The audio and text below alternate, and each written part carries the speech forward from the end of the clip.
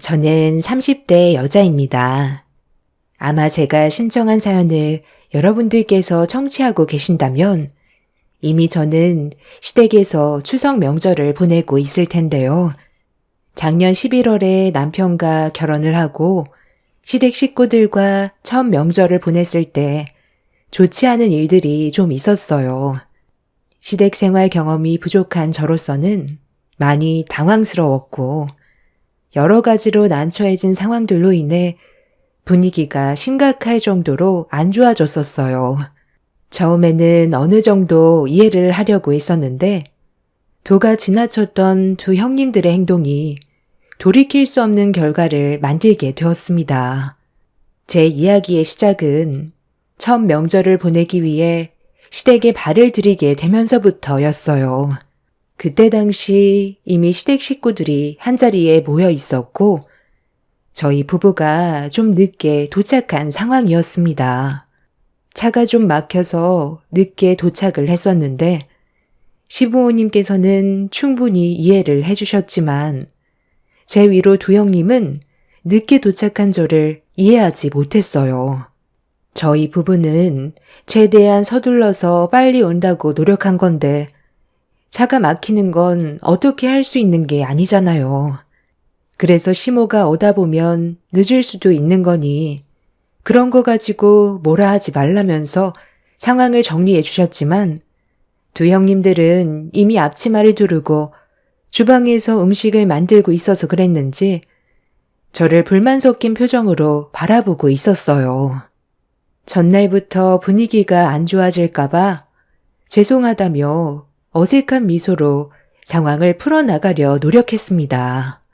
하지만 사람 마음이라는 게 한 번 생긴 불만은 좀처럼 쉽게 풀리지 않았습니다.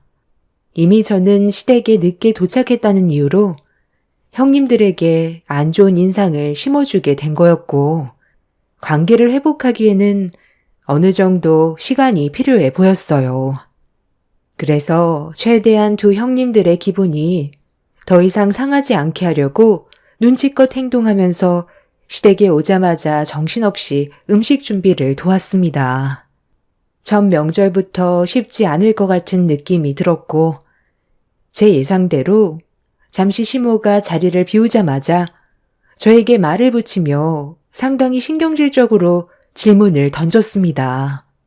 1시간 정도 늦었다는 이유로 저를 잡아먹을 듯이 노려보던 두 형님들한테 너무 서운했었지만 최대한 좋게 풀어가려고 묵묵히 들어주고 있었는데 아무리 생각해도 이건 좀 아닌 것 같아 둘째 형님의 말에 불만이 생기게 된 저는 결국 받아치게 되었습니다.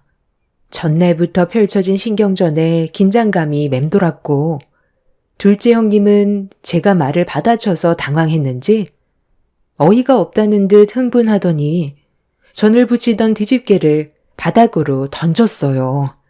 둘째 형님의 갑작스러운 돌발 행동에 당황한 저도 기분이 상했었고 서운함이 크게 다가왔던 저는 둘째 형님을 노려봤어요.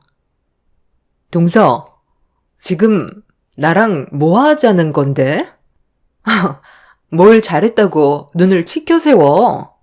명절 첫날부터 늦게 온 동서 잘못 아니야? 내가 동서였으면 새벽같이 출발했을 거야. 서울에서 창원까지 오는데 시간이 꽤 걸린다는 거 모르고 있었던 것도 아니었잖아. 누가 봐도 동서가 잘못했으면 내가 안 좋은 말을 해도 찍소리 하지 말고 묵묵히 들어야 되는 게 맞는 거지. 일부러 늦게 오고 싶어서 그런 것도 아닌데 너무한 거 아니냐고? 지금 상황 파악이 전혀 안 돼? 형님이랑 내가 어떤 모습을 하고 있는지 안 보이냐고. 적당히 한마디 하고 넘어가려 했는데 안 되겠네. 내가 던진 뒤집개 주워서 다시 깨끗하게 닦은 다음 여기 준비되어 있는 전 부칠 재료 동서가 혼자 다 해. 늦게 온 만큼 당연히 그에 따른 대가를 치러야지. 우리는 좋아서 이 짓 하고 있는 줄 알아? 형님, 이거 어쩌죠? 정말 큰일이에요. 하필 들어와도 개념 없는 동서가 들어왔잖아요. 앞으로 동서 정신 상태 고쳐 잡으려면 상당히 힘들겠어요. 형님이 정신 바짝 차리게 한마디 좀 해주세요. 제가 늦게 온 건 잘못한 게 맞는데요.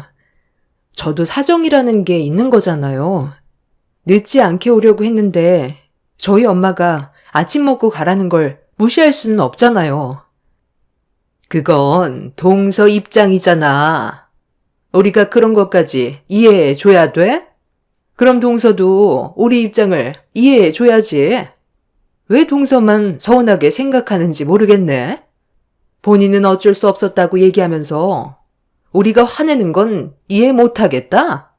그런 억지가 어디 있어? 우리도 시댁에 도착하자마자 음식 준비하느라 얼마나 정신 없었는지 알아? 첫 명절이면 그래도 미리 와서 준비하고 있을 줄 알았는데 1시간이 넘어서 도착했다는 건 도저히 용납할 수 없을 것 같은데? 서운하게 생각해도 어쩔 수 없어. 시작부터 집안의 질서가 무너지면 앞으로 어떻게 될 것 같아? 1시간 그거 늦었다고 세상이 무너지는 것도 아닌데 이해해주면 좋을 것 같지? 1번이 2번 되고 2번이 3번 되는 거야. 그래서 우리가 이렇게까지 예민하게 행동하는 거니? 투덜거리지 말고 시키는 일이나 똑바로 해. 두 형님들은 저를 조금도 이해해 주려고 하지 않았습니다. 친정이 서울이라 시부모님께서도 부모님과 충분히 시간 보내고 오라고 하셨지만 저도 눈치가 보여서 아침 일찍 출발하려고 했었는데 아침 식사만 같이 하길 원해서 음식 준비하는 거 도와드리고 그렇게 간단하게 식사를 끝낸 뒤 출발을 했던 거였는데 형님들이 이렇게까지 화낼 거라곤 전혀 예상하지 못했었어요. 시부모님도 저를 이해해 주셨는데 형님들이 되레 화를 내니 기분이 별로 좋지 않았어요. 그래서 저 혼자 음식을 다 만들라는 형님들의 말을 듣는 순간부터 손가락 하나 까딱하지 않고 그 자리에서 가만히 서 있었어요. 형님들은 제가 시키는 대로 행동하지 않자 흥분을 해서는 얼굴을 붉혔고 점점 더 분위기는 심각해졌어요. 결국 바닥에 던져버렸던 뒤집개를 형님이 다시 들더니 제 얼굴을 향해 올렸습니다. 지금 뭐 하는 짓들이야? 설마 했는데 잠깐 자리 비운 사이 셋째 며느리 잡고 있었던 거니? 내가 좀 전에 너희들한테 뭐라고 그랬어? 셋째가 좀 늦어도 첫 명절이고 차가 많이 막히는 것 같으니까 그걸로 문제 삼지 말라고 했잖아. 그새를 못 참고 애를 잡고 있어? 셋째가 많이 늦는다고 투덜거리더니 결국 일을 저지르려 했구만. 너희들은 자매도 아니면서 하는 짓이 어쩜 그리 똑같니? 같은 학원에서 한솥밥 먹고 있으니까 둘이 편먹고 막내를 따돌리는 거야? 어머님, 좀 전에 무슨 일이 있었는지 전혀 모르시면서 왜 동서 편만 드세요? 저희도 최대한 좋게 얘기했고 늦게 온 만큼 좀 더 움직이라고 했던 건데 형님이랑 저한테 눈을 치켜 세우더니 아무것도 하지 않고 가만히만 있었다고요. 그래도 이 집안에 엄연한 서열이 있는 거고 손윗사람을 무시하는 행동을 하는데 가만히 있으면 동서가 앞으로 저희를 얼마나 무시하겠어요. 그래서 제대로 교육 좀 시키려고 했을 뿐이에요. 동서도 입이 있으면 말 좀 해봐. 우리가 잘못한 거야? 원인 제공은 동서가 해놓고 왜 우리가 어머님한테 욕을 먹어야 하는 건데? 더 상황이 안 좋아지기 전에 동서가 솔직하게 얘기하지. 어머님한테 좀 늦을 것 같다고 미리 연락드렸었고 충분히 이해해 주셨어요. 사고 나지 않게 천천히 오라고 하셨지만 저도 최대한 빨리 도착해서 도와드리려고 노력했는데 형님들은 저를 보자마자 잡아먹을 듯이 달려들었잖아요. 손윗사람이면 그래도 이해해주고 배려해줄 수 있는 거 아닌가요? 너희들은 결혼 좆대 어땠는데? 우리 집에 오기 싫어서 이 핑계에 저 핑계 대면서 최대한 늦게 와서 나 혼자 음식 다 만들고 그제야 도착해선 내가 힘들게 만든 음식 다 싸가지고만 갔잖아. 그때 너희들한테 늦게 왔다고 뭐라고 한 적 있었니? 싫은 소리 해봤자 서로 감정만 안 좋아지니까 최대한 좋은 쪽으로 생각했었는데 너희들은 막내를 조금도 배려해 주려 하지 않고 집안 분위기를 이렇게 만들어? 내가 여기서 막내만 감싸고 놀면 너희들은 나 몰래 또 뒤에서 엄청 뭐라고 하겠지. 집안에 불화 생기지 않게 잘들 지내. 막내 며느리 들어왔다고 주방일에서 아예 손을 뗄 생각이었던 건 아니지? 시간 없으니까 서둘러 음식 준비하자. 내년부턴 이렇게 투닥거릴 거면 각자 알아서들 지내고 모이지 말던가. 형님들은 본인들이 억울하다면서 시모에게 서운한 감정을 표출했지만 더는 아무 말도 하지 않았어요. 두 형님들은 저를 노려봤고 화가 덜 풀린 듯 음식을 만들면서 안 좋은 감정을 표출했습니다.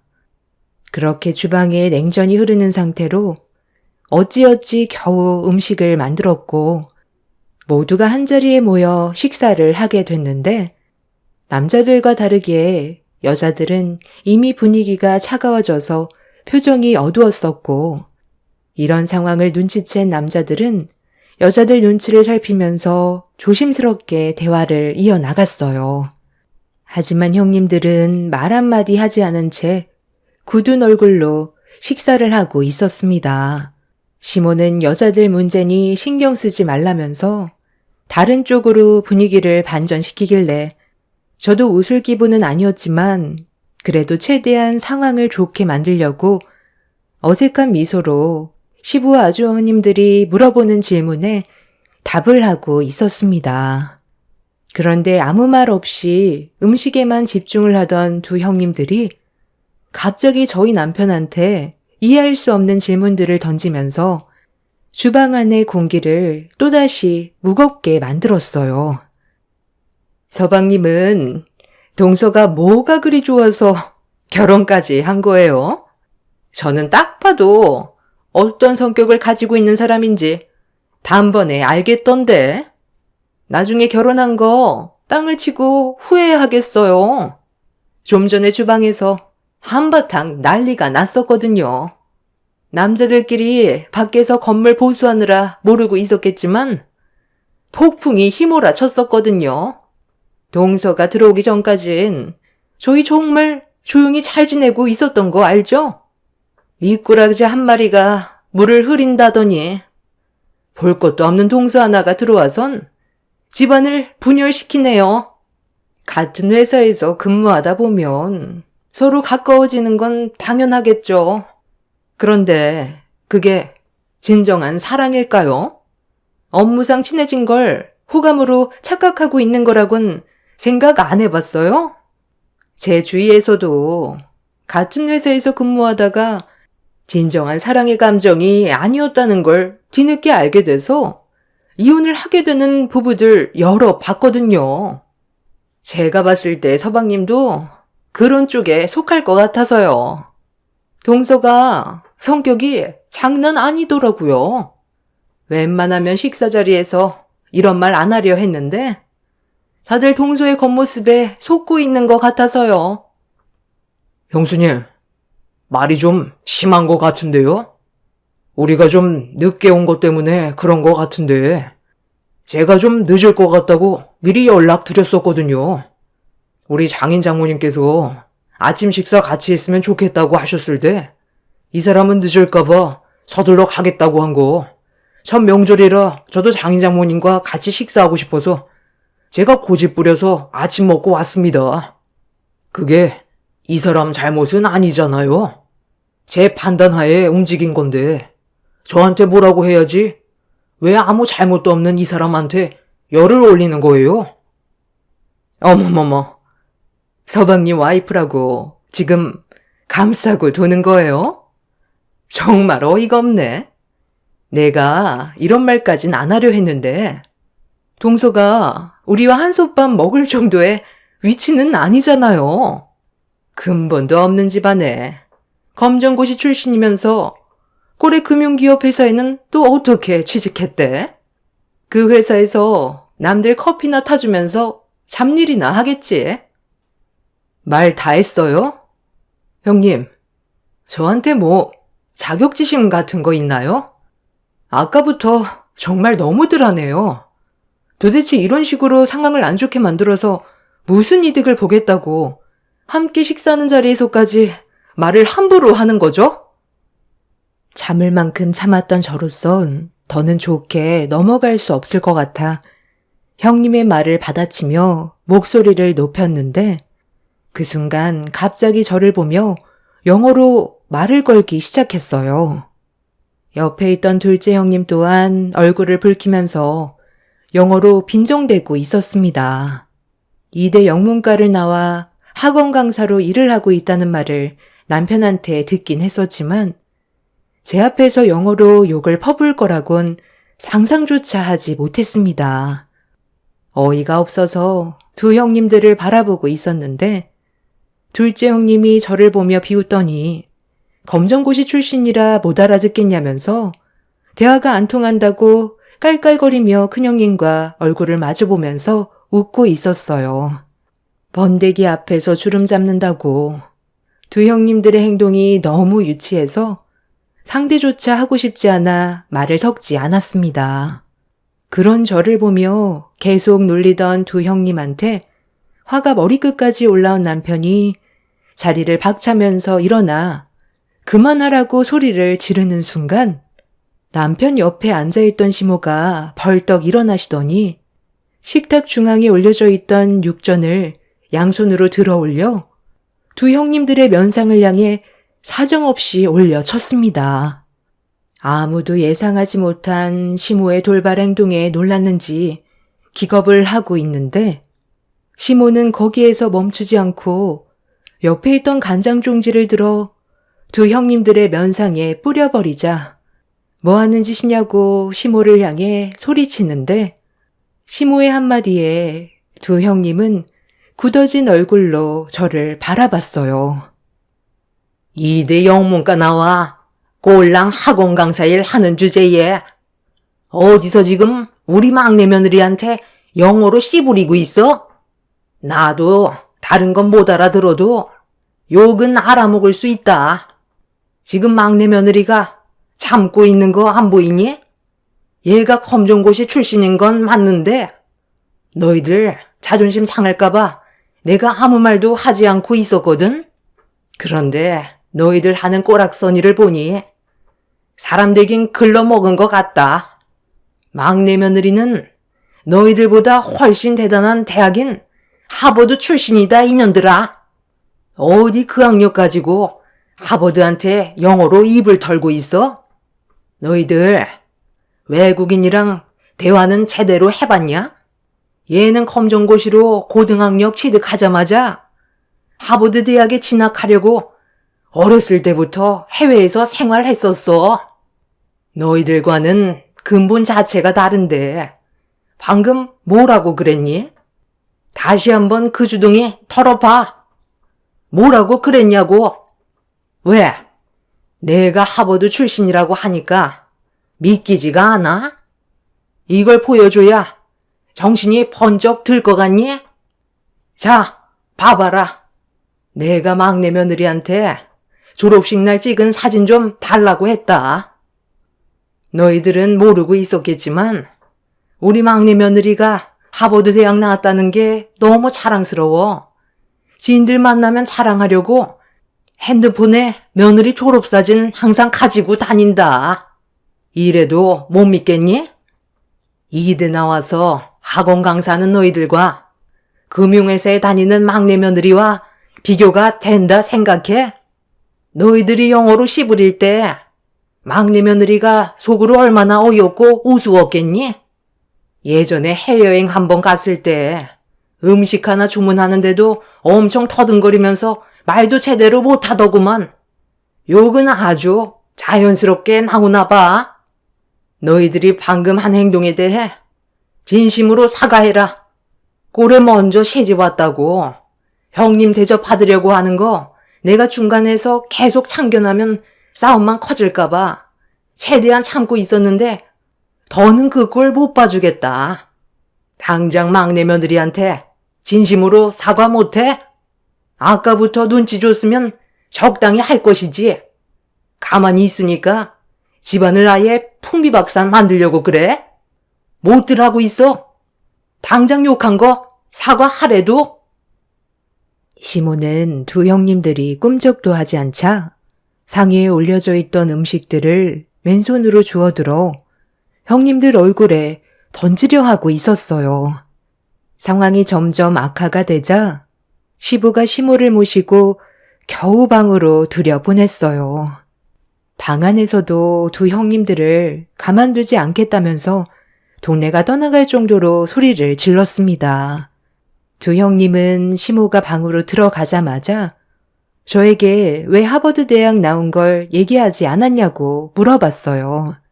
제가 처음 시댁에 인사드리러 갔을 때 형님 네애들은 자리에 없었어요. 그때가 아마 수능 시험이 바로 코앞이라 학원 강사 일을 하던 형님들은 정신없이 바쁜 날들을 보내고 있어서 제가 시모와 나눈 대화에 대해 전혀 알지 못하고 있었습니다. 시모는 두 형님들의 성격을 이미 알고 있어서 그랬는지 하버드 대학에 졸업했다는 걸 알게 된다면 자존심 상해할까봐 시모가 나중에 상황 봐서 얘기하신다고 하길래 저는 묵묵히 가만히 있었습니다. 그리고 남편과 결혼 이후 제가 하버드 졸업생이라는 걸 말하게 될 상황도 없었어요. 결혼 이후 각자 정신없이 지내다 보니 첫 명절날 제대로 얼굴을 보게 된 거였고 그전에는 얼굴 마주칠 일이 없던 거였죠. 두 형님들은 상당한 충격을 받았는지 얼떨떨해하며 자리에서 일어나지 못하고 있었어요. 남편은 그만 방으로 들어가는 게 좋겠다면서 저보고 먼저 일어나자고 하길래 저도 두 형님들에게 더는 할 말이 없어서 조용히 방으로 들어왔어요. 붉어진 얼굴은 자신들의 행동이 얼마나 창피한 일인지 뒤늦게 깨닫게 된 걸 여실히 보여주었죠. 저는 처음부터 하버드 대학교에 진학하려고 이미 부모님의 도움을 받아 준비를 하고 있었어요. 하버드 대학에 진학을 하기 위해선 미국 수능인 SAT라는 시험을 봐야 하는데요. 이 시험이 미국 학교 기준으로 고등학교 2학년이 치르게 되는 시험이라 이 시험을 외국인이 치르기 위해서는 고등학력이 필요하기 때문에 고등학교를 졸업해야 되는데 저는 졸업장을 취득하기 위해 학교 생활의 시간이 너무 길다고 느껴져 학력 인정을 받기 위해 검정고시를 치렀던 거였어요. 그렇게 시간적으로 여유가 생긴 저는 해외에서 추가적으로 공부를 하게 되었고 원하던 하버드 대학에 진학을 할 수 있었습니다. 그렇게 시댁 집안 상황이 엄청 안 좋아졌었는데 큰형님이 저와 잠깐 대화 좀 하자면서 노크를 하길래 남편이 문을 열어줬는데 두 형님들이 제 눈치를 보면서 방으로 들어왔어요. 큰형님은 동서들끼리 대화하고 싶다면서 남편한테 자리 좀 비켜달라며 부탁을 했어요. 그리고 잠시 뒤 둘째 형님이 저에게 먼저 말을 걸었습니다. 동서, 오늘 있었던 일들에 대해서는 내가 정말 미안하게 생각해. 형님도 어른답지 못한 행동으로 집안 분위기를 안 좋게 만들었던 부분에 대해 후회하고 있어. 서로 오해가 쌓여서 생기게 된 일이니까 우리 좋게 풀자고. 이대로 가다간 어머님한테 뼈도 못 추리겠어. 동서도 아까 어머님 성격 봤지? 한번 터지게 되면 좀처럼 화를 가라앉히지 못하셔. 상황을 빨리 정리하지 않으면 이번엔 정말 머리채 잡힐지도 모른다고. 지금도 방 안에서 아버님이 나오지 못하게 말리고 있으니까 소리만 지르고 계시잖아. 우리 여기에서 좋게 해결 보자. 앞으로 동수한테 잘할 테니까 좀 전에 했던 말들 전부 잊어버려. 나도 정말 미안하게 생각해. 서로에 대해 제대로 아는 것도 없었는데 동서를 함부로 판단해서 이런 문제가 생긴 것 같네. 절대 억하심정 같은 건 없었던 거 알지? 동서를 얼마나 봤다고 그런 게 있었겠어? 그리고 내가 하나 부탁할 게 있는데 현재 우리 학원 사정이 많이 어렵거든. 예전에는 폐의 강사로 일을 하다 보니 생활의 부족함을 잘 몰랐었는데 결혼하고 나서 둘째 동서네랑 성공해보겠다고 동업을 했었거든. 가족들끼리 학원 하나 차리면 예전보다 삶이 좋아질 거라 생각했는데 그게 아니더라고. 여러 가지로 부딪히는 게 많았고 최근에 전염병 때문에 학원이 정말 힘들었었잖아. 그래서 폐업을 해야 되나 고민까지 하고 있었어. 최근에 다시 조금씩 안정권에 접어들긴 했는데 여러 가지로 스트레스를 받다 보니까 동수한테 좋은 말이 나가지 않았던 것 같아. 이런 안 좋은 상황 속에 정말 염치 없지만 우리 좀 살려주면 안 될까? 일주일에 3번이라도 좋으니까 조금만 짬내서 우리 학원에서 강의 좀 해주면 안 돼? 무보수로 해달라는 거 아니야. 당연히 돈은 주겠지만 우리 형편이 많이 안 좋아서 생각했던 것보다 많이 줄 순 없겠지만 그래도 우리 학원에 하버드 출신인 동서가 강의를 한다고 하면 입소문이 나게 될 테고 그렇게 되면 학원 운영에 도움이 될 것 같은데 정기적으로 해주면 좋겠지만 동서도 많이 바쁘니까 딱 3번, 아니 1번이라도 도와주면 안 될까? 내가 이렇게 부탁할게. 아까는 식구들이 많아서 자존심 때문에 진심으로 사과를 못했는데 동서가 원하면 내가 무릎이라도 꿇을게. 그러니 우리 좀 살려주라. 지금 솔직하게 말해서 입에 풀칠하는 것도 힘든 상황이야. 주위에 경쟁 입시 학원이 많아서 아주 죽을 맛이라고. 그래, 막내 동서. 오죽했으면 형님이 무릎까지 꿇으려 하겠어. 그만큼 절박해서 그래. 앞으로 우리가 동서한테 상처되는 말이나 차별 같은 거 절대 하지 않을 테니까 한 번만 도와줘. 가족 좋다는 게 뭐야. 이럴 때 서로 돕는 게 좋지 않겠어? 좀 전에 있었던 안 좋은 상황들은 서로에 대한 오해로 시작된 거니까 이해해 줄 수 있는 거지? 두 형님네들은 강사들끼리 만나서 눈맞아 결혼을 했고 확장을 하기 위해 직접 학원을 차렸는데 전염병 여파로 인해 운영이 많이 힘들어졌다는 걸 남편한테 듣기는 했었어요. 그런데 이런 안 좋은 상황 속에 저에게 부탁을 하게 될 거라곤 전혀 예상하지 못했었죠. 두 형님은 학생들에게 긍정적인 에너지를 줄 수 있게 격려가 되는 강의를 해주면 된다고 부탁했지만 그 전에 이미 크게 상처를 받아서 형님들의 부탁을 바로 들어줄 수가 없었습니다. 결국 생각해 보겠다는 말로 마무리 지었지만 제가 두 형님들과 좋게 풀어야 모든 상황들이 안정을 되찾게 될 것 같아 최대한 좋은 쪽으로 해결을 보게 되었습니다. 그렇게 힘들어질 것 같았던 심각한 상황들은 정리가 되었고 시모도 좋게 풀었다는 한마디에 더는 아무 말도 하지 않으셨어요.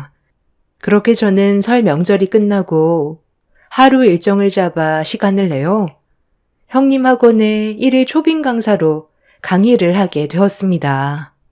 그날 이후 학생들의 반응이 좋았는지 형님들은 저에게 추가적으로 몇 번 더 요구를 했지만 마지못해 들어주긴 했었는데 저도 업무가 많이 바쁜 상태라 시간을 빼는 게 쉽지 않았어요.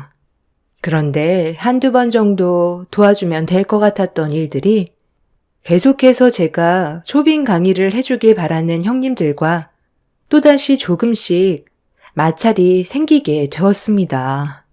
한 달에 한두 번 하는 것도 쉽지가 않은데 형님들의 지속적인 요구를 거절하는 것도 쉽지가 않더군요. 그래서 최대한 일정을 조절해서 도와주고 있긴 하지만 이번 추석 명절 때 두 형님들한테 확실하게 그만해야 될 것 같다고 얘기하려고 생각 중입니다. 호의가 계속되면 당연한 권리로 생각한다던데 정말 그런 거 같더라고요. 제 사정을 이해 못 해주고 본인들 사정만 얘기하는 형님들한테 너무 서운했었어요. 이 문제로 또다시 서로 얼굴을 붉히게 될까봐 걱정이 많지만 한 번 아닌 사람들은 정말 아니라는 걸 이번 일을 통해 많은 경험을 하게 되었습니다. 아마 또다시 폭풍이 휘몰아칠지도 모르겠지만 확실하게 의사 표현하고 여기까지만 할 생각입니다. 결혼 생활하는 게 이렇게까지 힘든 줄 몰랐어요.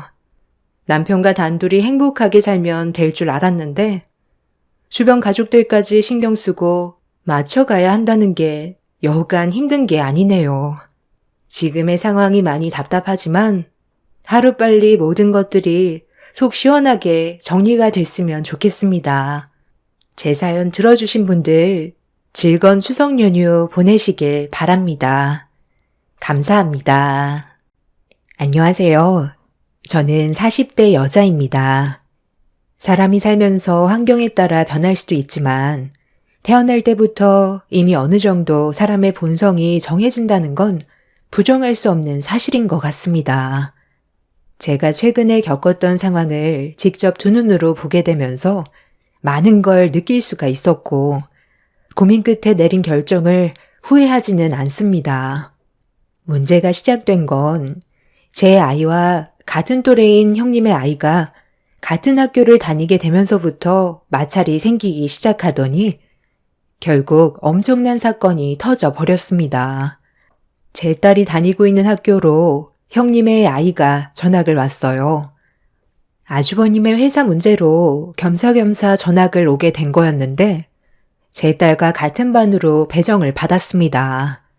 여기까지는 크게 신경 쓰지 않았던 게 가족들과 함께 지내면 서로 의지하고 좋은 관계를 유지할 수 있을 줄 알았거든요.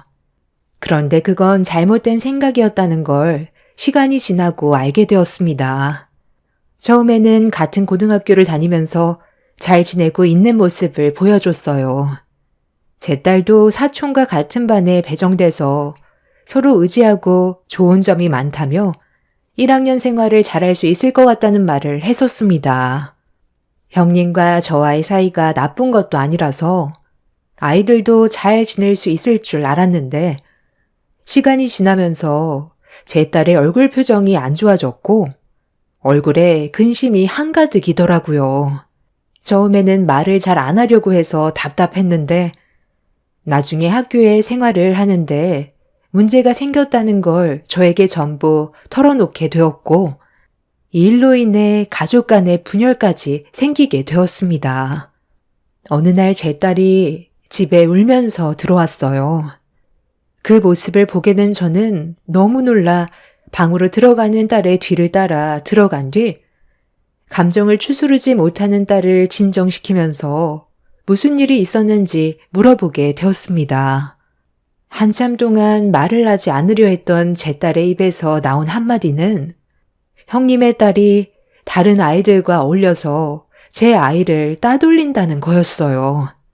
처음에는 잘 지내는 것 같더니 갑자기 따돌림을 당하고 있다는 말을 들었을 땐 가슴이 철렁 내려앉았죠.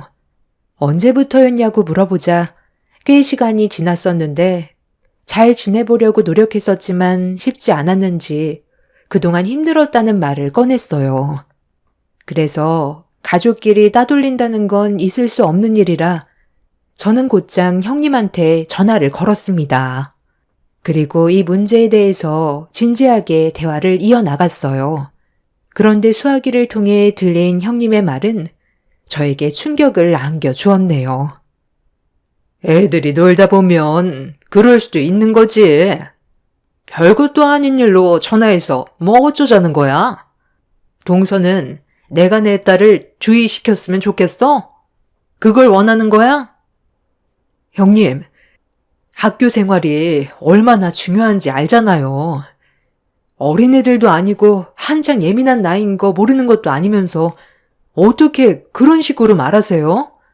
우리가 남도 아니고 가족이잖아요.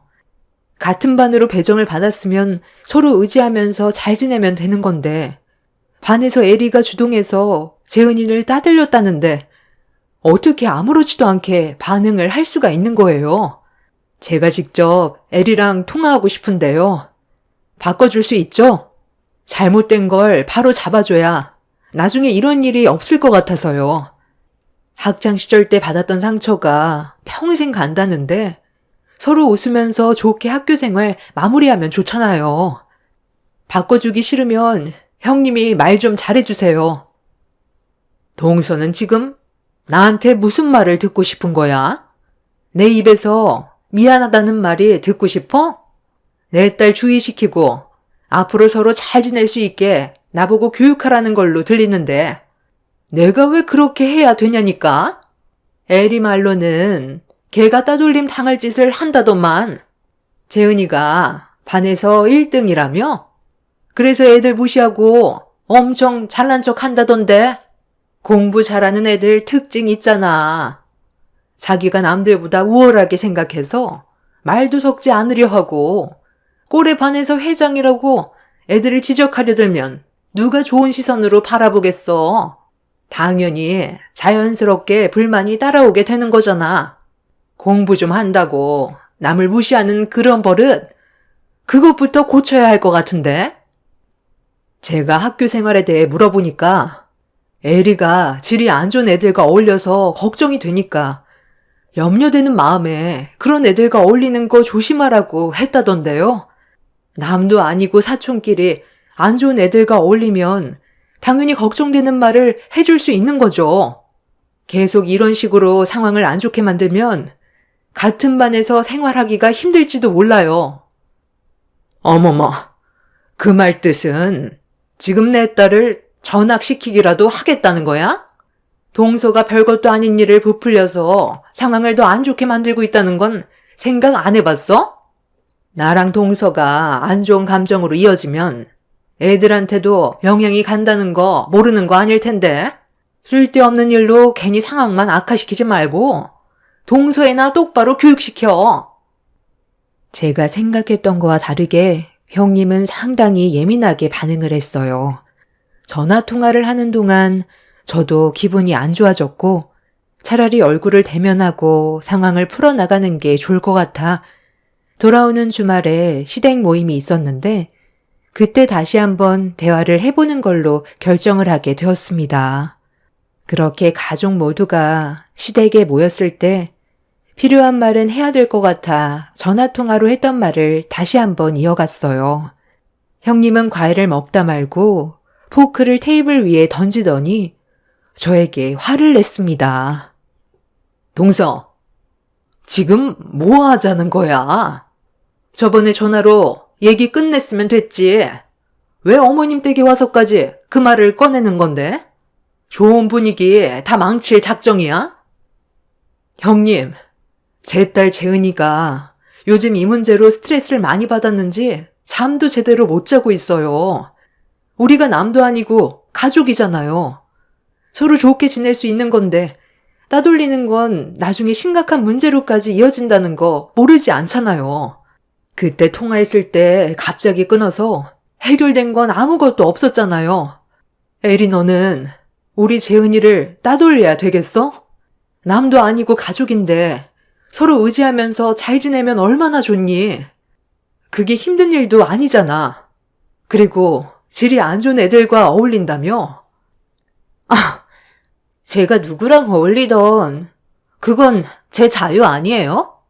그런 것까지 제가 왜 일일이 감시를 받아야 되는 건데요? 한두 살 먹은 나이도 아니고 저도 다 분간할 줄 알아요. 저와 함께 어울리는 애들 겉으로만 센 척하는 거지 다른 애들과 다를 바 없다고요. 우리 반에서 절반 이상이 재은이 싫어하는데요? 자기가 선생도 아니면서 꼴에 학급 회장이랍시고 애들 통제나 하려 들고 공부 잘하는 애들끼리만 어울려 다니는데 그 꼴이 다른 친구들 보기에 얼마나 재수없는지 아세요? 에리 너 지금 어른한테 말버릇이 그게 뭐야? 네가 질이 안 좋은 애들과 어울리니까 걱정돼서 얘기한 거라는데 이런 식으로 어른 말에 말대답하고 상황을 악화시켜서 네가 얻어가는 게 뭔데?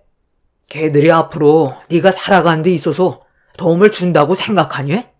어느 정도 정신이 박혀있는 애들과 어울려야 미래도 계획할 수 있고 다른 여러 가지를 배울 수 있는 건데 그런 안 좋은 애들과 어울리면 나쁜 것만 배우게 되잖아. 그래서 걱정돼서 말을 해줬으면 좋게 받아들여야지. 반에서 네가 중심으로 재은이를 따돌리면 앞으로 어떻게 얼굴 보며 지낼 건데? 너희들은 다른 애들과 다르게 평생 얼굴 보며 살아야 되는데 벌써부터 이런 식으로 안 좋은 감정을 만들게 되면 나중엔 서로 등 돌리고 살게 되는 거라고. 지금은 뒤에서 받쳐주는 부모가 있으니까 걱정이 없겠지만 나중에 너희들끼리 남았을 때 누구 하나 어려운 상황이 생기면 도움을 주고받아야 되는데 이런 식으로 분열이 생기면 서로 돕고 살지도 못한다. 그리고 형수님도 너무 애만 감싸고 돌지 마세요. 재은애미 너는 지금 내 앞에서 뭐 하자는 거니? 이런 얘긴 나로 풀어야 되는 거 아니야? 에리가 얼마나 당황스럽겠어? 네 애만 잘났니? 가족이면 생활 전체를 감시해도 된다는 거야? 애들이 성향이 같은 것도 아니고 서로 어울리고 노는 부류가 다른 건데 에리가 친하게 생각하고 있는 애들한테 질이 안 좋다면서 그만 어울리라고 하면 얘 입장에서는 얼마나 난처하겠어. 다른 반도 아니고 같은 반인데 친하게 지내다가 갑자기 등 돌리면 앞으로 얘 학교 생활을 어떻게 책임질 건데? 너희들이 같은 반이라도 서로 그냥 모른 척 하면서 지내라. 할미가 봤을 때 그게 제일 현명한 방법이야. 어차피 각자 인생 알아서들 사는 건데 이런 식으로 상황을 심각하게 만들 바엔 서로 투명인간 취급하면서 지내면 얼굴 붉힐 일도 없고 이런 문제도 안 생기게 될 거다. 어차피 2학년 올라가면 다른 반 될 수 있는 확률이 더 크잖니? 1년 금방 가니까 더 이상 이 문제로 가족들 간 분열 만들지 말고 다시는 내 앞에서 학교 문제 입 밖으로 꺼내지 말거라. 시어머니는 화가 많이 났는지 가족들에게 한마디씩 했지만 잘못의 원인이 제 딸과 저에게 있다는 말로 마무리 지었습니다. 그런 시모의 말에 너무 어이가 없었고 기분이 상당히 안 좋았어요. 형님네가 되려 잘하고 있다면서 두둔해 주는데 그 모습이 저에게는 너무 서운하게 다가왔습니다. 남편도 시모의 말에 기분이 안 좋았는지 자리에서 일어났고 이어서 제 딸도 일어나길래 저희 가족은 더 이상 상태조차 하고 싶지 않아 먼저 집으로 돌아왔어요. 그렇게 안 좋은 감정이 오고 간 이후부터 제 딸은 학교 내에서 형님 딸과 서로 아는 척하지 않고 지내게 되었고 상황은 점점 더 안 좋게 흘러가는 것 같았습니다. 반에서 어느 정도 힘이 있는 애들이 한 명을 따돌리게 되면 따돌림 당하는 애의 편을 들어주거나 어울리게 되면 같은 입장이 될까봐 두려워서 제 딸과 점점 어울리지 않는다는 말을 제 딸과 친한 친구에게 연락이 와서 알게 되었습니다. 학교 생활 잘하고 있던 제 딸이 형님의 딸 때문에 학업에 집중도 못하고 어려움을 겪게 되자 더 이상은 좋게 넘어갈 수는 없었어요. 그래서 불시에 학교에 찾아가 어떤 상황인지 살펴보고 선생님과도 상담 좀 해보려고 학교로 가게 되었습니다. 그렇게 제 딸의 반에 도착해 교실란을 살펴봤는데 자리에 없는 것 같아 반에서 나오는 아이한테 물어보니 교무실에 갔다는 말을 하더군요. 무슨 일이 있었냐고 물어보니까 에리와 재은이가 다퉜다면서 아침부터 난리도 아니었다는 말을 듣게 되었습니다. 너무 놀란 저는 급하게 교무실 문을 열고 들어갔는데 눈앞에 보이는 충격적인 광경에 입을 다물지 못했고 무릎 꿇고 있는 제 딸을 서둘러 일으켜 세운 뒤 교무실이 떠나갈 정도로 화를 냈습니다. 어머님, 지금 재은이한테 뭐 하는 짓이에요? 무릎까지 꿇어야 할 정도로 잘못한 게 있었나요? 삿대질을 받아야 할 정도로 죄를 지었냐고 물어보잖아요. 동서, 지금 어머님한테 무슨 말버릇이야? 혼낼 짓을 했으니까 무릎 꿇고 있는 거잖아. 아주 성격이 고약해서. 내 딸 얼굴 좀 보라고. 손바닥 자국 안 보여? 얘가 보면 본데 없이 큰 지엠이 판박이야. 어쩜 성격이 이리도 똑같냐? 이러니 애들한테 따돌림이나 당하지. 반에서 1등하면 뭐해? 하는 짓이 저급한데. 에리가 먼저 시작한 거라고요. 제 사물함에 있던 책을 전부 찢어버렸고 우리 엄마한테 이혼녀 주제에 자기를 가르치려 들었다고 제 뺨에 먼저 손을 올렸는데 어느 누가 참을 수 있겠어요? 그리고 연달아 애들 5명이 제 머리끄덩이 잡고 넘어뜨렸다고요. 저는 조용하게 학교 생활하고 싶었는데 에리가 저와 엄마가 지금의 아빠가 새아빠라고 놀리면서 아빠 보고 애 딸린 여자랑 결혼했다며 친구들 앞에서 우리 가족 욕을 하는데 화가 안 나겠어요? 저도 정말 참을 만큼 참았다가 터진 건데 에리가 맞을 짓을 먼저 한 거라고요. 얘가 7시간 동안 무릎 꿇고 있었는데도 아직까지 정신을 못 차렸나 보네. 저기요, 담임 선생님이 공부 좀 잘한다고 해서 감싸고 도니까 이런 문제가 생기잖아요. 잘못을 했으면 매질도 해야 되는 건데 요즘 애들 말로만 하니까 선생을 무시하는 거라고요. 이런 집안과 결혼시킨 내가 잘못이지. 비 한 방울 안 섞인 네가 무슨 가족이야? 시모는 갑자기 제 딸에게 달려들더니 버릇없이 대들었다고 손을 올려 뺨을 내리쳤어요. 순식간에 일어난 상황이라 말리기도 전에 시모의 손이 날라왔어요. 교무실에 울린 뺨 맞는 소리에 저는 경악을 했고 이성을 잃어버린 저는 시모의 뺨에 똑같이 손을 올렸어요. 형님은 저와 제 딸이 시댁의 중간에 끼어들어서 이런 사태가 벌어진 거라며 저에게 달려들어 머리채를 잡았고 시모는 감히 자기 얼굴에 손을 올렸다고 미치광이처럼 날뛰면서 제가 왜 이혼을 했는지 알 것 같다며 남편과 갈라서라는 말과 함께 형님과 힘을 합쳐서 제 머리채를 잡아 사정없이 흔들어댔어요. 남편을 진심으로 사랑했었지만 저에겐 딸이 있어서 재혼에 대한 고민은 안 할 수 없었는데 남편은 제 딸을 친딸처럼 대해주었고 충분한 시간을 두고 제 딸에게 천천히 다가와 주었어요. 그렇게 몇 년의 시간이 흐르고 제 딸이 지금의 남편을 새아빠로 받아들일 준비가 돼서 결혼까지 할 수는 있었지만 아무래도 남편은 초혼인데 저는 애 딸린 이혼녀라 시댁 집안에서 좋아하지는 않았습니다. 그래도 남편이 오랜 시간 설득해준 덕에 결혼을 허락받을 수 있었지만 항상 저와 제 딸에게 향한 불만들을 가지고 있었어요. 피 한 방울 섞이지 않아서 그런지 항상 형님 딸의 편에서만 얘기를 들어주었지 제 딸의 편은 단 한 번도 들어주지 않았습니다. 발은 안으로 굽는다는 거 그때만이 느끼고 있었는데 이번에 형님애와 제 딸이 서로 마찰이 있었을 때 시모가 학교에까지 찾아와 제 딸에게 막말을 퍼붓고 7시간 동안 무릎 꿇게 했다는 거에 억장이 무너졌어요. 담임 선생님도 저에게 연락을 취하려 했지만 시모가 시댁 집안의 어른으로서 모든 걸 알아서 처리하겠다며 저에게 연락하는 순간 더 크게 난리칠 거라는 말에 난처해서 아무것도 하지 못하고 재은이에게 달려드는 시모의 행동을 최대한 제지할 수밖에 없었다고 하는데 그 말을 들었을 때 우라통이 터지더라고요. 만약 제가 자진해서 학교에 오지 않았다면 제 딸은 잘못도 없는데도 계속해서 무릎 꿇린 채 벌을 받고 있어야 했었을 겁니다. 제 딸의 얼굴에 손을 올린 행동에 대해 절대로 용서를 할 수 없었던 저는 양손으로 형님과 시모의 머리채를 잡아 둘의 머리를 사정없이 충돌시켜 버렸어요.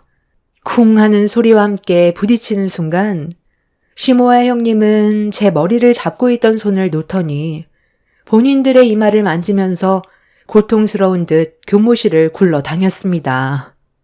저는 그 사이 제 딸을 데리고 교무실 밖으로 나가려는데 뒤에서 시모가 달려와 제 딸의 머리끄덩이를 잡았고 저는 시모와 제 딸을 떨어뜨리기 위해 안간힘을 쓰며 담임 선생님한테 경찰에 신고해달라고 도움을 요청하고 있었는데 그 순간 교무실 문이 활짝 열렸고 눈앞에 학교가 떠나갈 정도로 학교장님이 시모를 향해 그만하라고 소리를 지르더니 제 딸의 얼굴을 보자마자 시모의 뺨에 손을 올렸어요.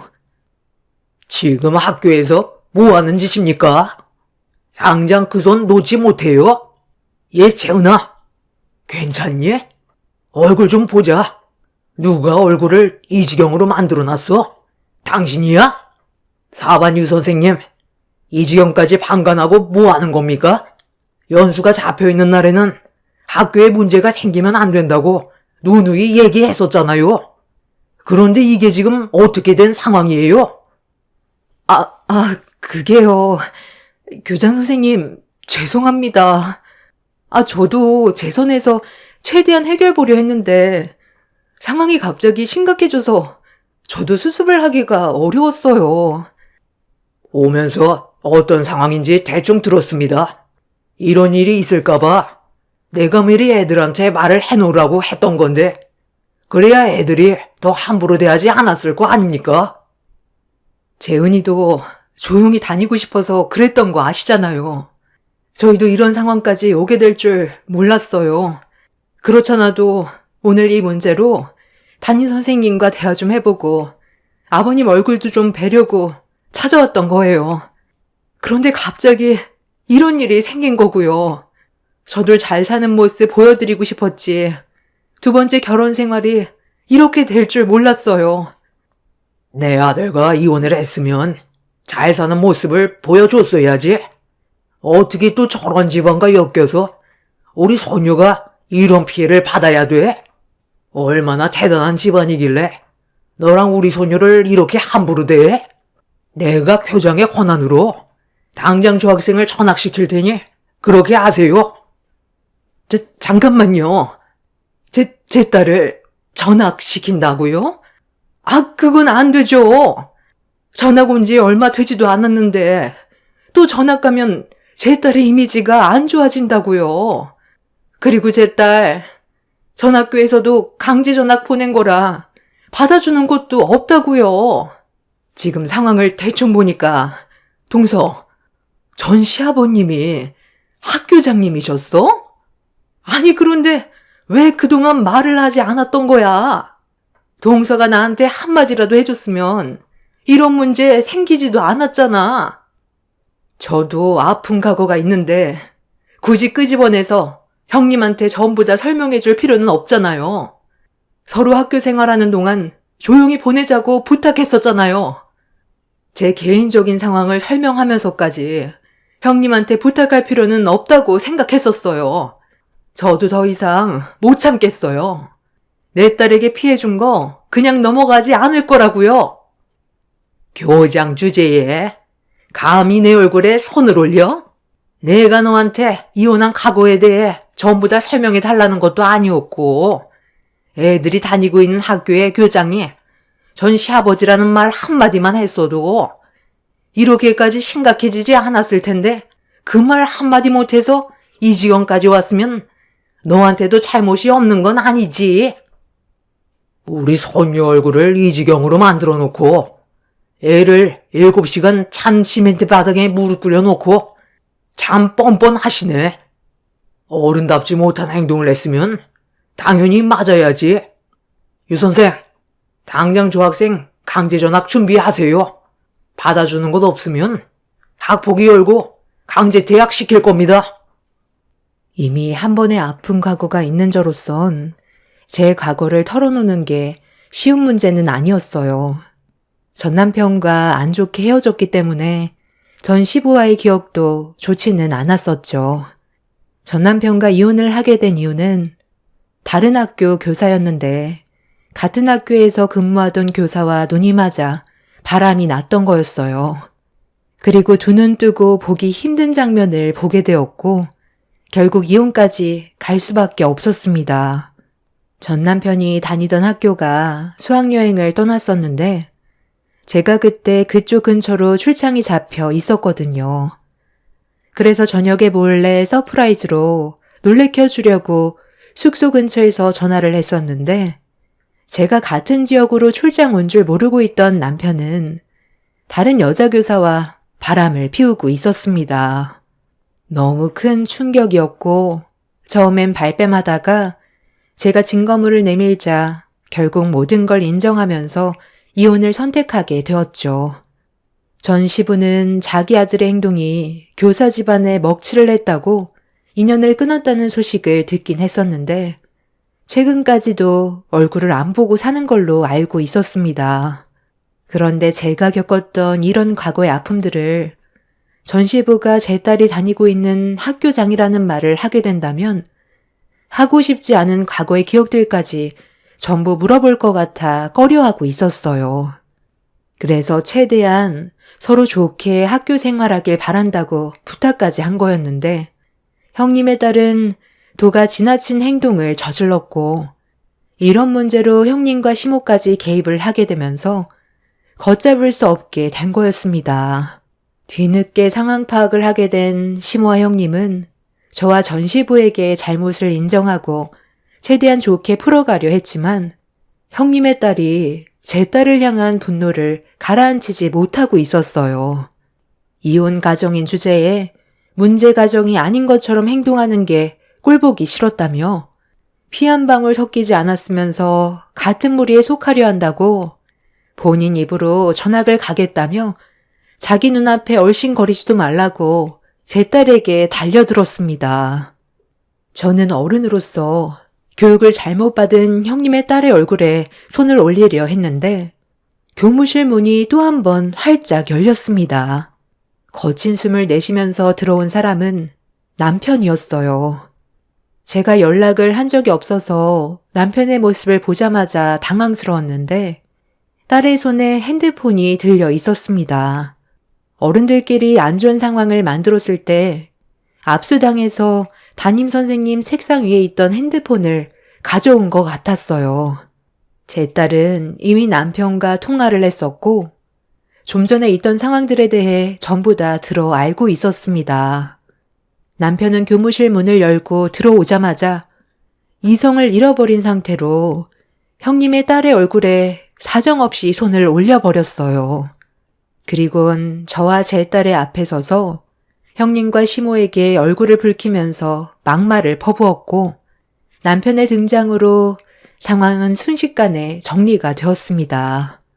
이 일로 인해 결국 전 시부는 학교장의 권한으로 형님의 딸을 강제 전학시켰고 제 딸은 정상적인 등교를 할 수 있었어요. 학교 내에선 제 딸이 교장의 친손녀라는 소문이 순식간에 퍼졌고 더는 제 딸을 괴롭히는 학생들은 없었습니다.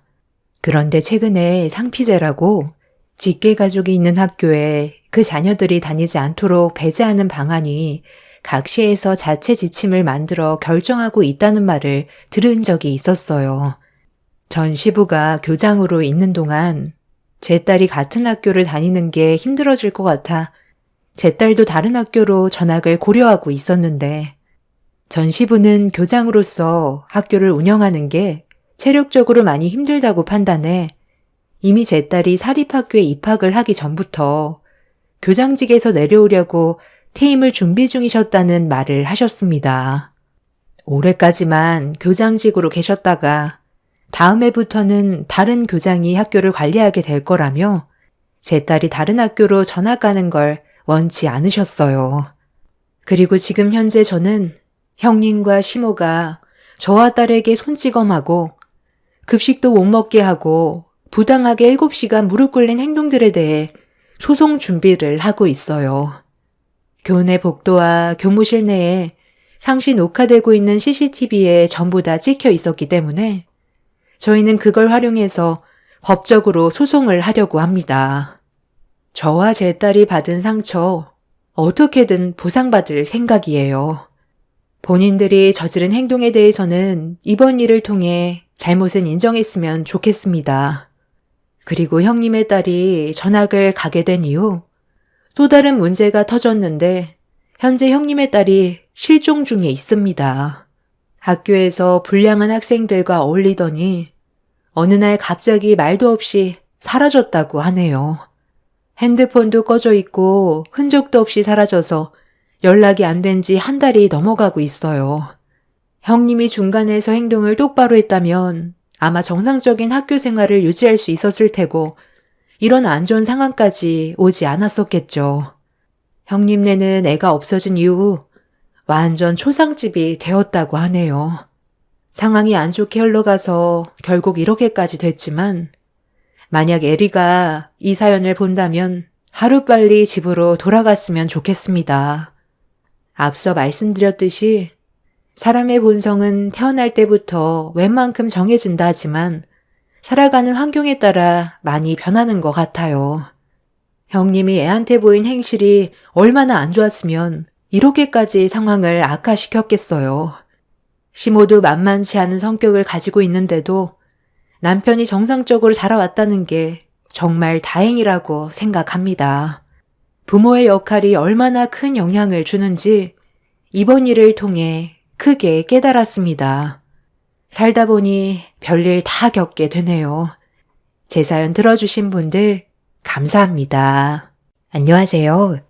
저는 오늘 사사건건 온갖 참견을 다 하던 시어머니가 결국 나락으로 떨어지게 됐던 하나의 사건을 여러분들께 알려드리고자 사연을 신청하게 된 40대 여자입니다.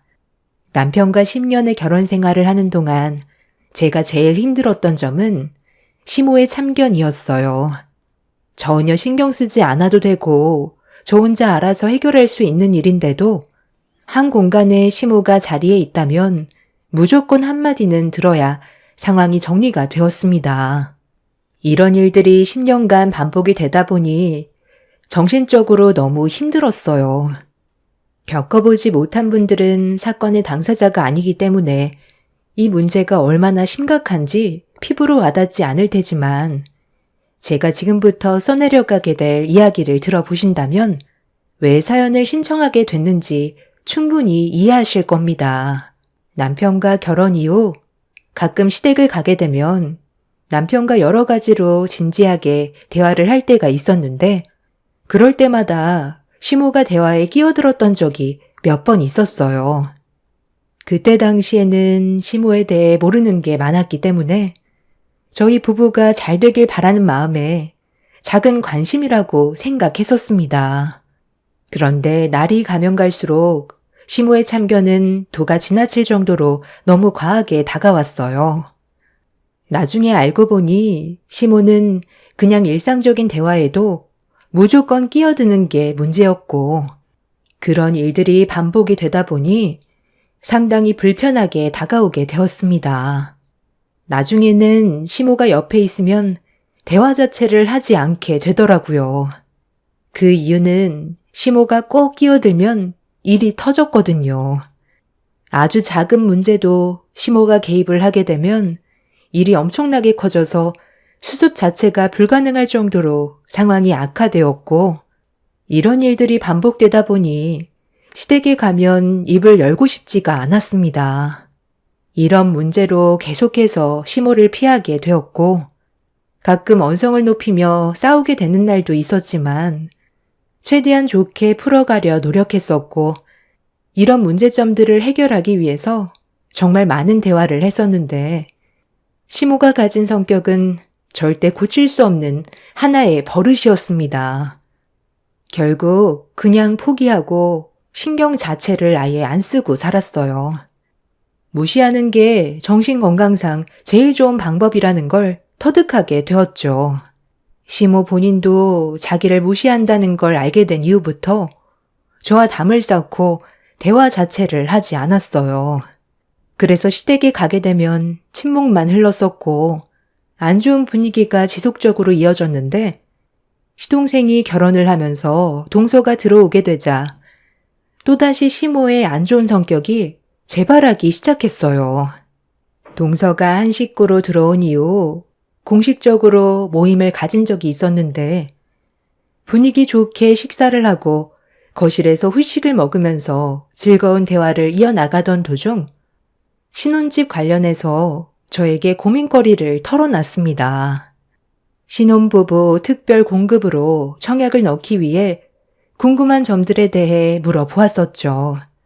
그래서 제가 아는 선에서 동서에게 설명을 해주고 있었는데 시모가 갑자기 저와 동서 사이에 끼어들어 앉더니 대뜸 이상한 말을 하기 시작했어요.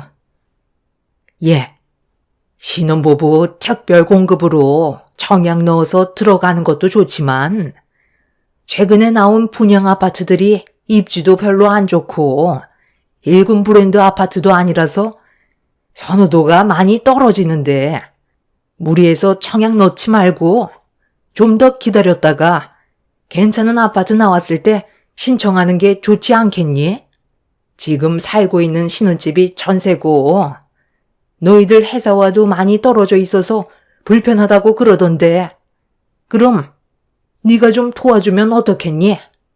저번에 내 아들과 둘이서 몰래 진지하게 대화하던 걸 잠깐 엿들었었는데 사돈어른께서 타운하우스를 너한테 증여해 주기로 했다던데 지금 살고 있는 집도 있는데 굳이 2개 가지고 있을 필요가 있니? 그거 애들 주면 딱 좋을 것 같은데 위치도 괜찮고 청약은 나중에 정말 좋은 아파트 나왔을 때 사용하면 되잖니. 임신도 했는데 출산 전에 자리 잡고 살게 해줘야지. 그건 또 언제 들으셨어요? 그리고 그거 아직 확실한 것도 아니고 저희 부모님이 저한테 증여해 주시겠다는 건데 그걸 동서 임신했다고 주는 건 말이 안 되죠. 왜 말이 안 돼? 가족끼리 그 정도도 못 해줘? 사돈어른이 증여해 주겠다던 타운하우스 시세 대충 알아보니까 9억 정도 하더구만. 너희 집안은 그 정도는 껌값이잖아.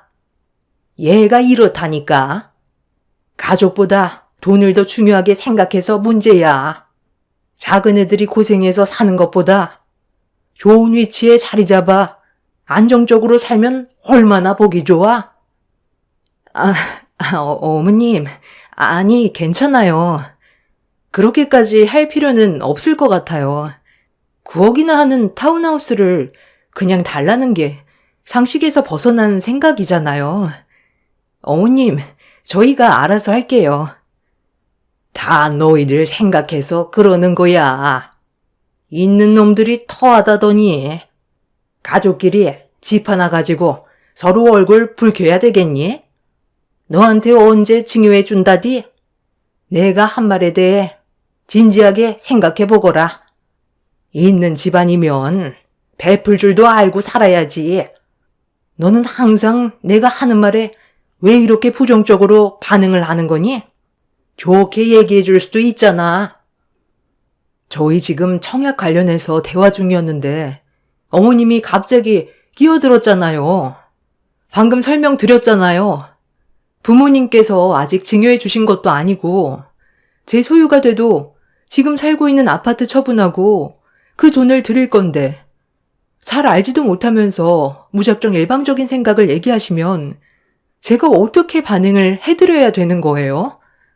저희 대화 중이었으니까 자리 좀 비켜주세요. 좀 전까지만 해도 분위기 좋았는데 어머님이 대화에 끼어들어서 어떤 상황을 만들었는지 한번 보세요. 나는 말도 못해? 평생 입 다물고 살라는 거니?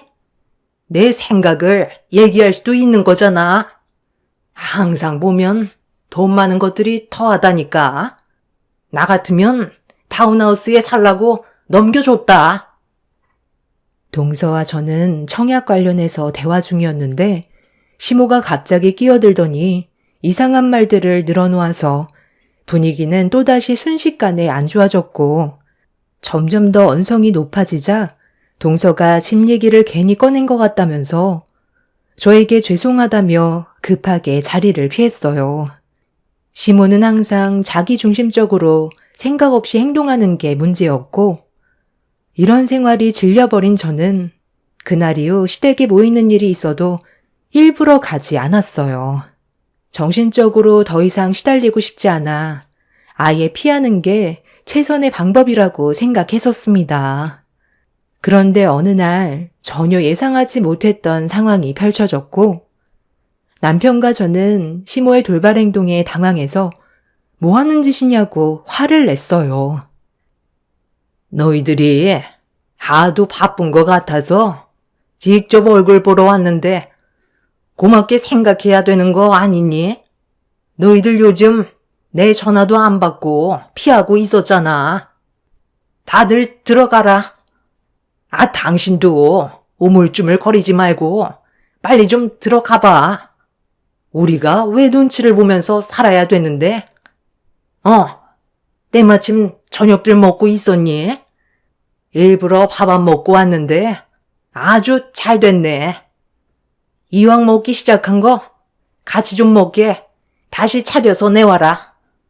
냉장고에 맥주 좀 있으면 꺼내보고. 북적거리니까 이제야 좀 살맛 나네. 형님, 죄송해요. 미리 연락드리려 했었는데 어머님이 핸드폰 좀 잠깐 달라고 하셔서 드렸었는데 형님 집에 올 때까지 연락하지 못하게 돌려주지 않았어요. 어머님이 형님 놀래켜줘야 한다고 가족들 핸드폰 전부 다 뺏었거든요. 저희도 왜 이렇게까지 하시는지 모르겠는데 형님한테 불만이 좀 있는 것 같더라고요. 배고파 죽겠는데 언제까지 수다 떨고 있을 거니? 일단 밥부터 내오라니까. 요즘 세상 정말 많이 변했다. 늙은 시부모가 며느리 집에 와서까지 눈치 봐야 되겠니? 연락 한 번 주시는 게 어려운 일도 아닌데 무작정 찾아오시면 어떡해요? 어머니 때문에 제가 이 사람 눈치를 봐야 되겠어요? 제발 생각 좀 하고 행동하세요.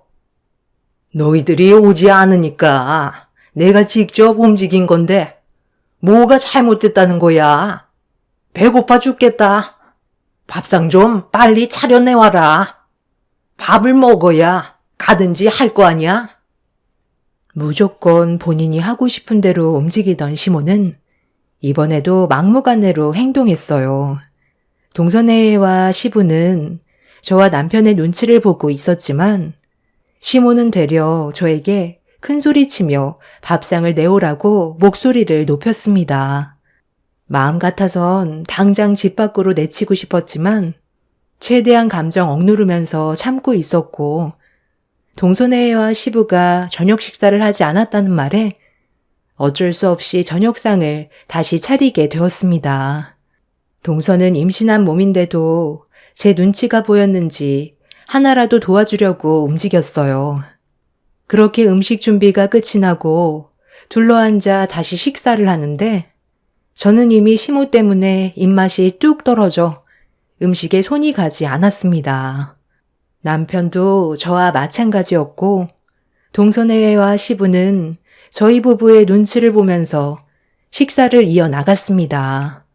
반대로 시모는 개걸스럽게 정신없이 음식을 먹더니 한 그릇으론 모자라는지 더 달라고 하길래 고봉밥으로 퍼서 드렸습니다. 시모는 저를 보며 이런 식으로 반항하냐면서 한마디 툭 던지시곤 식사를 이어나가시더니 동서와 제가 대화하는데 또 끼어들었어요. 작은 며느리가 곧 출산인데 당연히 네가 옆에서 몸조리 하는 거 도와줘야지. 회사에 사정 얘기하고 한동안 옆에 붙어 있어줘라. 어려운 거 아니잖아. 어머님, 그냥 하시던 식사 마저 하세요. 왜 또 끼어드는 건데요? 동서가 출산하면 동서네 가족이 와서 신경 써준다는데 왜 제가 회사까지 빠지면서 도와줘야 되는 건데요? 지금 동서가 저에게 조언을 구하고 있잖아요. 출산 후에 여러 가지로 궁금한 것들 물어보는 건데 꼭 참견해야 마음이 풀리세요? 그러는 어머님이 옆에서 몸조리 도와주면 되겠네요. 집에서 하는 일도 없으신데 그 정도는 해주실 수 있잖아요.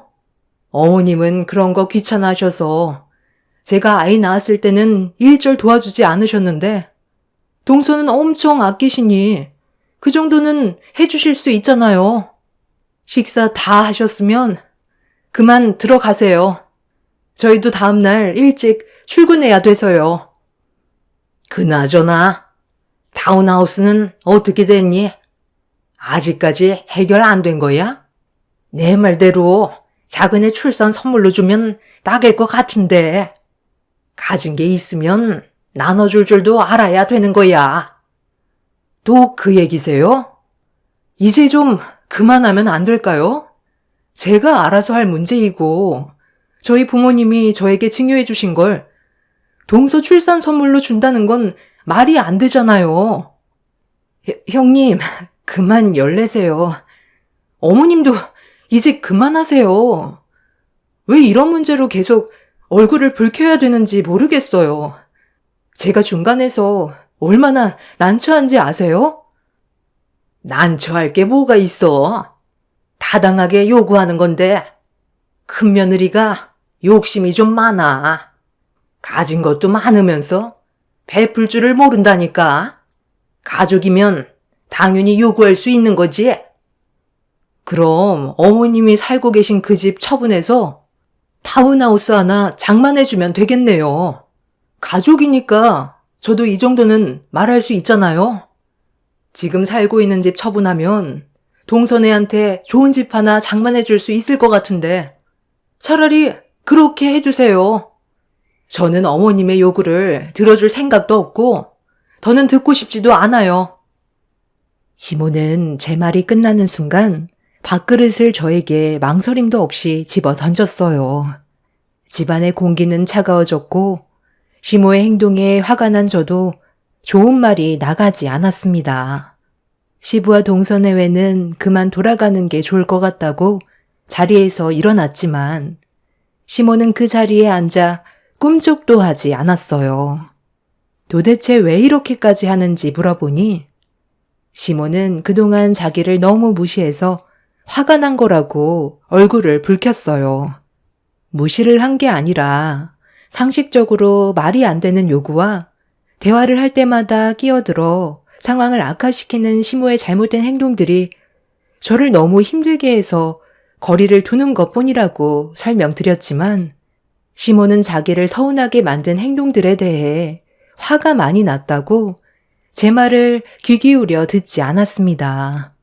가족들 모두 시모가 잘못한 거니 그만하라고 말했지만 시모는 끝까지 고집을 부렸습니다. 남편은 그런 시모에게 많이 실망을 했는지 결국 행동으로 움직였고 강제로 시모를 밖으로 내쫓아 버렸어요.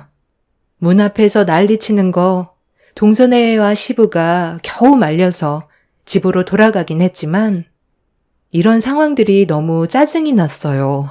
매번 말끝마다 참견하고 말도 안 되는 억지까지 부리는 시모와 더는 얼굴 보며 살고 싶지가 않았습니다. 그래서 그날 남편과 진지하게 대화를 주고받았어요. 최대한 시모와 멀리 떨어져 사는 게 최선의 방법인 것 같아 저희 부부는 다른 지역으로 집을 알아보게 되었습니다. 큰일 아니면 얼굴 안 보고 사는 게 정신건강상 좋을 것 같아 최대한 거리를 두기 위해 저희 부부는 결국 이사를 선택하게 되었고 시모 몰래 집을 옮겨버렸습니다. 시간이 꽤 걸렸지만 그래도 제가 해결할 수 있는 최선의 방법이었죠. 뒤늦게 이 사실을 알게 된 시모는 저에게 전화를 했어요. 어느 정도 예상은 하고 있었지만 역시나 연락도 없이 전에 살던 집에 방문을 하셨고 이사를 갔다는 말을 듣게 되자마자 저에게 전화해서 허락도 없이 움직였다며 화를 냈습니다. 저는 그동안 시모에게 받았던 안 좋은 감정들에 대해 털어놓으면서 너무 힘들어서 이사 결정하게 된 거라고 명절 외엔 시댁에 갈 일은 없을 것 같다며 확실하게 제 생각을 전달했어요. 그렇게 한동안 조용하게 지낼 수 있었고 늦은 감이 있었지만 제 삶을 찾은 것 같아 마음이 한결 편해졌었는데 얼마 뒤 동서의 출산이 임박했다는 소식을 접하게 되었습니다. 저희 부부는 서둘러 산부인과를 찾았는데 그 자리에는 시부모와 시동생 그리고 동선의 가족분들이 한자리에 모여 계셨어요. 그런데 모두들 심각한 얼굴로 분만실을 바라보고 있었습니다. 남편이 시동생한테 어떤 상황인지 물어봤는데 뱃속에 있는 아이가 너무 커서 자연분만을 시도하다가 산모가 정신을 잃어 급하게 수술을 준비 중이라는 말을 듣게 되었습니다. 그렇게 모두들 분만실 앞에서 긴장한 가운데 잠시 뒤 아이의 울음소리가 산부인과에 울려 퍼졌고 분만실에서 나온 원장님은 아이와 산모 둘 다 무사하다며 가족 모두를 안심시켜 주었는데 시모가 제 옆으로 다가오더니 작은 애 순산 선물로 타운하우스를 선물로 주라며 또다시 쓸데없는 말을 뱉기 시작했어요. 작은 애 출산 선물로 타운하우스 달라는 게 그렇게 어려운 문제도 아닌데 끝까지 고집 부릴 거야? 애들이 안정적으로 살아갈 수 있게 네가 도와주면 좋잖니. 내가 슬쩍 알아보니까 최근에 너한테 증여했다더구만. 그런데 너는 이사한 지 얼마 안 됐잖아. 그럼 또 이사하려는 건 아닐 텐데 공실로 계속 비워둘 거니? 아직도 그 얘기세요? 저희가 오죽했으면 이사했겠어요. 제발 그만 좀 하세요. 그리고 저희 부모님이 저한테 증여해 주신 건 맞지만 이미 다른 사람이 살고 있다고요. 어떤 상황인지 잘 알지도 못하면서 왜 이렇게 고집을 부리세요? 제가 몇 번이나 싫다고 말씀드렸으면 그만하면 안 되는 거예요? 여기까지 와서 얼굴 붉혀야겠어요? 세입자 쫓아내고 내 작은 아들과 며느리 집어넣으면 되는 거지. 가족이 우선 아니니? 너는 작은 애들이 좁아터진 집에서 살길 원하는 거야? 이번에 서방님 청약 넣은 거 당첨됐잖아요. 아이까지 가족 셋이서 충분히 살 수 있는 넓은 집으로 이사를 갔는데 그 집을 포기하는 게 더 미련한 거죠. 그럼 내가 들어가 살면 되겠다. 우리 애들 들어가게 되면 나도 자연스럽게 같이 살까 했는데 그게 안 된다면 그 집 나한테 줘라. 그래도 되는 거지? 아, 그만 좀 하지 못해? 여기까지 와서 미련을 못 버리는 거야? 이미 그 집엔 다른 사람들이 살고 있다잖아. 언제까지 며느리 속을 긁고 놓을 건데? 저기 김하선 사모님 보호자분들이시죠? 대화하시는데 갑자기 죄송하지만 아이와 산모 둘 다 무사한 건 맞지만 아직 말씀드리지 못한 게 있거든요. 아이한테 약간의 문제가 생겼습니다. 분만실 앞에서 시모와 언성을 높이며 안 좋은 말을 주고받고 있는데 원장님이 순사는 했지만 아이한테 문제가 있다는 말을 꺼냈어요. 동선의 가족분들이 아직 밖으로 나오지 않고 있는 아이한테 어떤 문제가 생겼냐고 물어보니 다리 길이가 다르다는 충격적인 말을 듣게 되었습니다. 태아로 있을 땐 아이가 웅크리고 있다 보니 장애가 있는 줄 몰랐었는데 세상 밖으로 나오자마자 다리 길이가 다르다는 걸 알게 된 원장님은 많이 놀랐다며 일단 좀 더 상황을 지켜봐야 할 것 같지만 정상적인 생활은 힘들 것 같다는 말을 했습니다. 순산했다는 말에 기쁨도 잠시 모두들 충격적인 말을 듣고 절망에 빠져 있는데 시모가 또다시 분위기 파악 못하고 대화에 끼어들었어요. 가만히 있으면 아무 일도 없는데 시모의 그 입방정 때문에 온 가족의 화가 머리끝까지 올라오게 되었습니다. 에휴, 작은 애가 내 아들과 결혼하겠다고 인사 왔을 때부터 건강 상태가 별로 안 좋아 보이더니 왠지 불안하다 했다.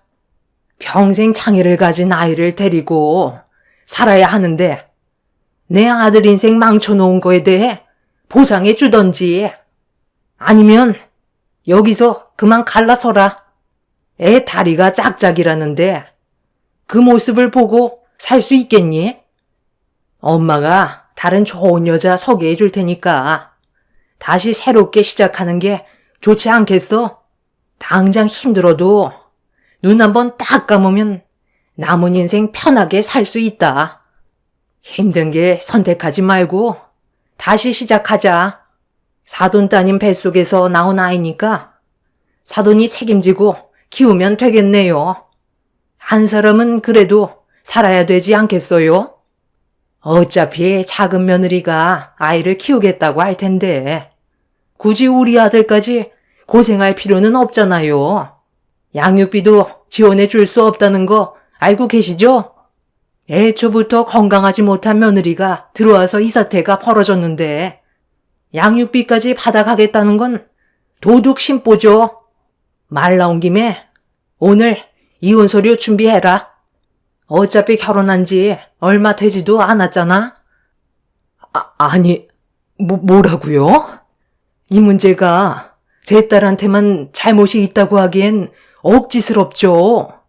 제 딸이 혼자 아이를 가진 것도 아닌데 이혼이라뇨. 지금 말이 너무 심하신데요? 심한 건 사돈이죠. 이런 것도 유전인가 봐요.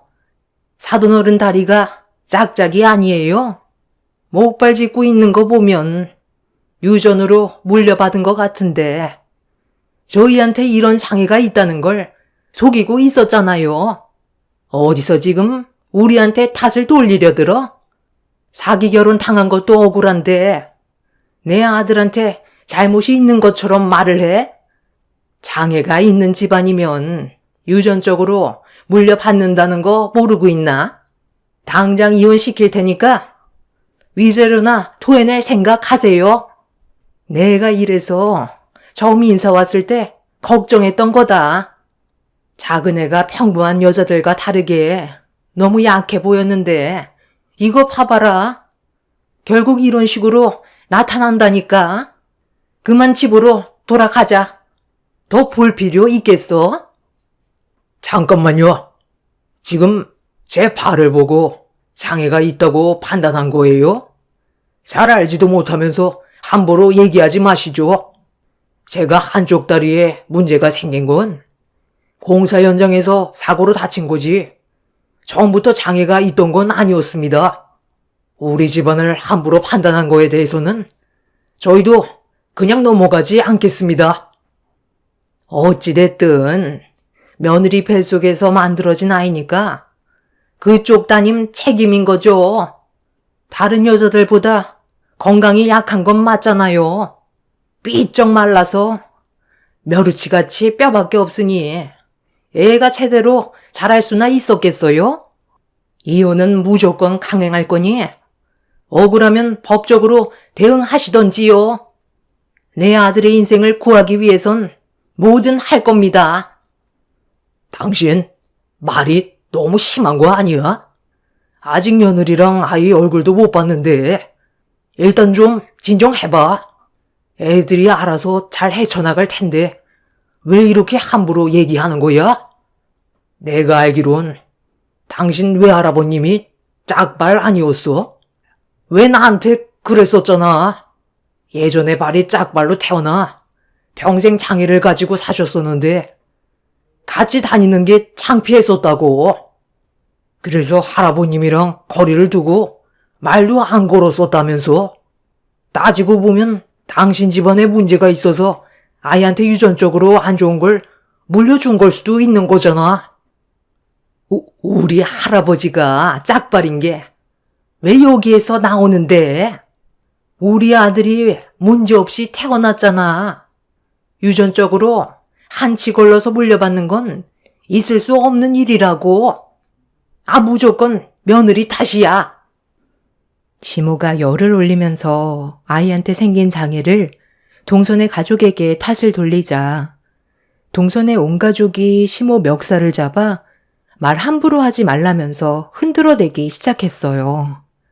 제가 알기로도 시모의 외할아버님께서 다리에 장애를 가지고 태어나 힘든 생활을 하셨다는 말을 언뜻 들은 적이 있었습니다. 그렇다고 아이한테까지 영향이 갈 거라곤 전혀 상상하지 못했었는데 이런 일이 생기게 되니 저 또한 충격으로 다가왔었어요. 시모는 동선의 가족들과 몸싸움이 일어나기 시작했고 시모는 막말을 퍼부으면서 상황을 더욱더 악화시키고 있었어요. 저희 가족들이 힘들게 말리고 있는데 시모가 마지막으로 뱉은 충격적인 한마디에 입을 다물지 못했고 저희 가족은 더 이상 시모를 말리지 않았습니다. 동선의 가족은 시모의 마지막 말을 듣자마자 줄따기를 올리기 시작했고 아수라장이 되어버린 병원에 경찰들이 출동해서 겨우 상황을 진정시킬 수 있었어요. 시모는 아이가 장애를 가지고 살아가느니 차라리 세상을 떠나는 게 100번 낫겠다며 아이 때문에 자기 아들 불행길을 걷게 할 수 없다고 막말을 퍼부었었죠. 시동생은 자기 엄마에게 많이 실망했는지 다시는 얼굴 보고 싶지 않다는 말을 꺼냈어요. 시부도 시모에게 질려버린 듯 집으로 돌아가셨습니다. 원장님은 추가적인 검사를 진행해야 될 것 같다면서 아이의 다리에 문제가 생긴 거에 대해 정밀 검사를 시작했고 동서는 눈물을 흘리면서 괴로워하고 있었어요. 그렇게 아이의 몸 상태에 대해 정밀 검사를 진행한 결과 또 한 번 놀랄 만한 말을 듣게 되었습니다. 간혹가다 뱃속에 웅크리고 있던 아이가 관절이 틀어지는 경우가 있는데 물리치료를 병행하면서 제자리로 잡아주면 다시 원상태로 돌아올 것 같다며 관절의 길이도 다행히 양쪽 다리가 똑같다는 말을 들을 수 있었어요.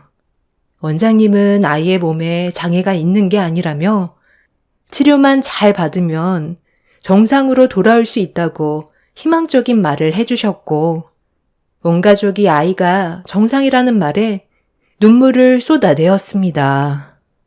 집으로 돌아간 시모는 그 소식을 듣자마자 급하게 산부인과로 왔지만 관계자분들이 시모를 산부인과로 들여보내지 않았어요.